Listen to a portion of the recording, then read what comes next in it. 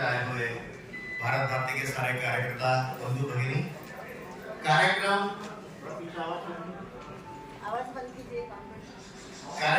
भारत भारती का संदेश समाज को देने के लिए हम लोग करते हैं, लेकिन कार्यक्रम से कार्यकर्ता भी तैयार होता है, कार्य को चालना मिलती है।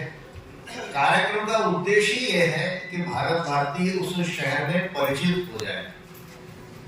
ये कार्यक्रम करते समय जो सफलताएं हमको मिली वो सबके सामने आनी चाहिए, इसलिए प्रथम सत्र में ये सारा आपके सामने प्रस्तुत किया। मगर कार्यक्रम के माध्यम से कार्यकर्ता भी तैयार होता है।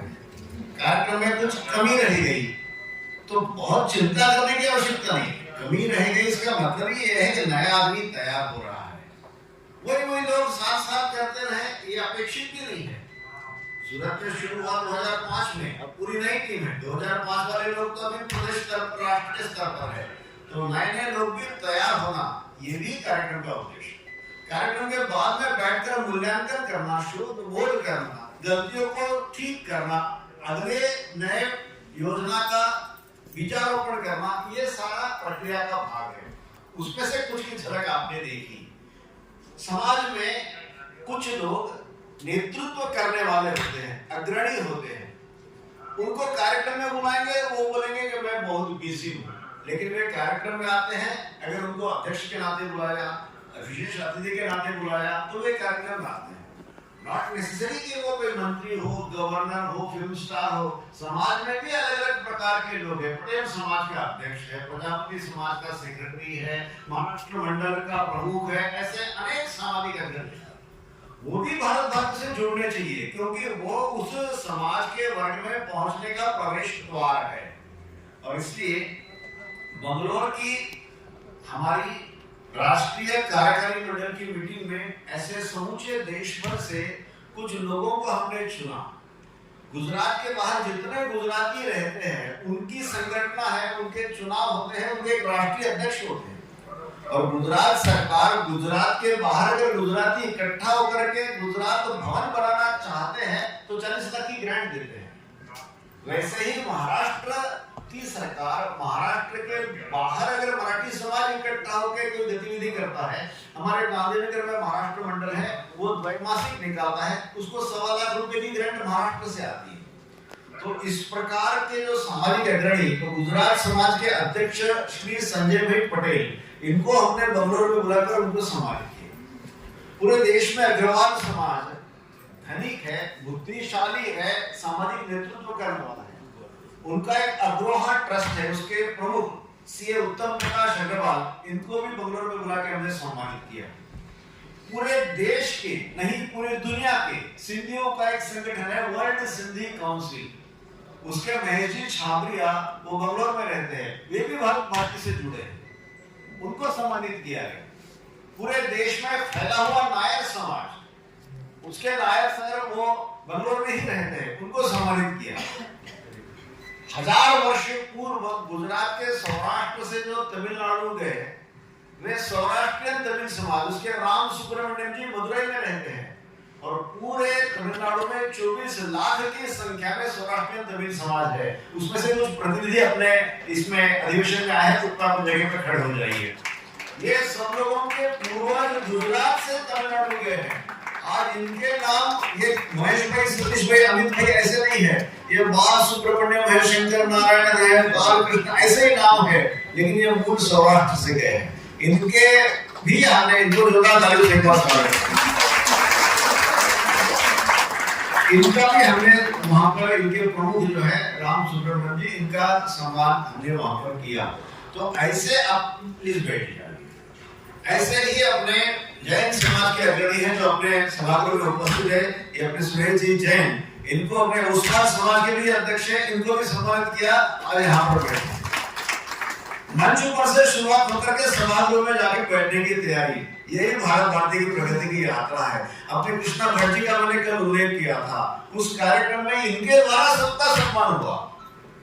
Farmer chief justice of Karnataka high court is a very prestigious post, but now he is sitting with all of us as a कार्यकर्ता। तो ये बहुत बढ़िया ढंग से हम लोग समाज के सबको जोड़ने का काम भारत भारती के माध्यम से करते हैं। वहाँ एक ग्रंथी ज्ञानी सिंह शर्मा जी, उनको भी मंच पे हमने सम्मानित किया। तो अपने यहाँ भी जो अलग अलग कार्यक्रम होते हैं, उन कार्यक्रमों में ऐसे सामाजिक अग्रणियों को अगर मंच पे बुला करके सम्मानित करते हैं तो वे उस सम्मान के साथ हमारे साथ जुड़ते हैं। तो ये सबको ध्यान में आए, इसलिए मंगलोर में इस प्रकार का हमने प्रयोग किया और वे सारे भी हमारे साथ जुड़ गए। अभी जो संजय भाई पटेल भोपाल में रहने वाले, उनको सम्मान किया था, उनके बेटे की शादी में हमारे डॉक्टर संजय भाई भी गए थे और उन्होंने कहा कि ये सरदार पटेल ये गुजरात का गौरव है। तो पूरे देश में जहां जहां भारत भारती सरदार पटेल की सार्ध शताब्दी मनाएगी, पूरा गुजराती समाज उसके साथ, पूरा सिंधी समाज जुड़ेगा, पूरा मेवाड़ समाज जुड़ेगा, पूरे नायक समाज के लोग जुड़ेंगे, पूरा महाराष्ट्र समाज जुड़ेगा। ऐसे पूरे भारत को एक सूत्र में बांधने का जो बृहद स्वप्न लेकर के भारत भारती कार्यरत है, उसके सबके हम लोग वाहक है। ये पहला सत्र अभी समाप्ति की ओर है। अपने कार्यक्रम का उद्घाटन करने के दृष्टि से औपचारिक उद्घाटन के लिए राष्ट्रीय स्वयंसेवक संघ के सह सरकार्यवाह डॉक्टर कृष्ण गोपाल जी यहाँ 11 बजे तक पहुंचने वाले हैं, लेकिन उसके बीच में एक छोटा सा रिफ्रेशमेंट ब्रेक है, उसकी घोषणा डॉक्टर पवार साहब करेंगे। लेकिन उसके पश्चात 11:15 बजे सत्र है, 11:05 पर विसल बजेगी। सब लोग तुरंत यहाँ अपने अपने स्थान पर आ जाएंगे, ऐसे सबको प्रार्थना। और टू डॉक्टर पवार जी।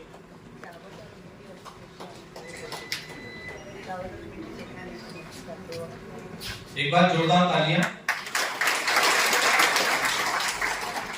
दोस्तों, कार्यक्रम तो हिंदुस्तान के बहुत सारे शहरों में हुए भारत भारती के, और छोटे मोटे नहीं बहुत बड़े बड़े प्रोग्राम हुए। जैसे मैं बताता हूँ, मध्य प्रदेश में इंदौर के अंदर झांकियों का कार्यक्रम, पुस्तक वितरण का कार्यक्रम, हर जगह कार्यक्रम हो रहे हैं। आपके सामने तो राष्ट्रीय अधिवेशन में एक थोड़ी सी झांकी थी, एक छोटा सा रिप्रेजेंटेशन था कि इस तरह से हमारे पूरे देश में भारत भारती जो है फैल चुकी है। दो चीजें हैं, ये कार्यक्रम जो है अपना समयबद्धता है, इसलिए समय के अंदर ही हमको खत्म करना है। तो मैं यहाँ पर हमारे जो आज के इस कार्यक्रम के अधिष्ठाता है अजय कुमार जी से, उनको 2 मिनट के लिए यहाँ पर इनवाइट करूँ, बाकी पूरे कार्यक्रम जो है उसकी यहाँ पर समीक्षा जो है वो प्रेजेंट करें शॉर्ट में।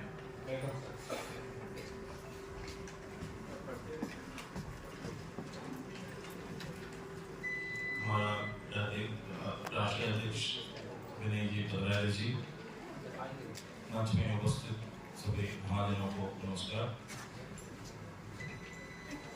I am from Kerala. Hindi समझते हैं बट बोलने नहीं आता, so please let me speak in English.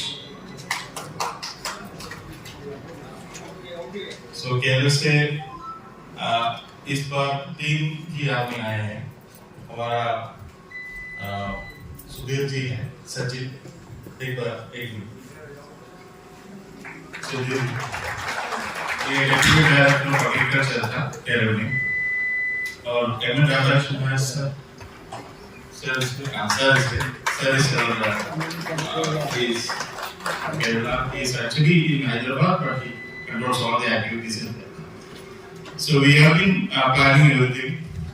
You all know that what are difficulties happening in Kerala.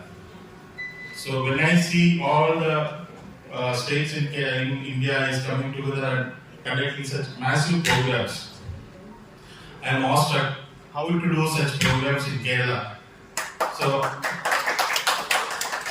So I would be the best person to do the thing, look at all these things and tell how to conduct programs. Today you have seen all the videos of all the places in different cities, how programs have been conducted.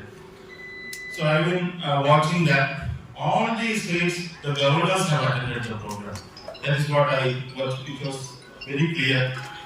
And most of these places, people who have that national outlook and who have that spirit of India, Bharat Mata, I want you to just see in Kerala now, especially today itself, there is a problem going on. The Honorable Governor has been putting the picture of Bharat Mata and doing Aarti for every program. and every minister, communist minister, boycotts the meeting because the Bharat Mata picture is there. Today also there was a problem. So that is the pathetic situation we are in Kerala. When Bharat Mata picture is there, having the chanda, that saffron chanda, they are objecting to that saffron chanda. They are saying remove that, then we will come. Bharat Mata picture is okay, remove the chanda. The governor said, Ambedkar he said, nothing doing, I will put it there, if you want you come, otherwise don't come.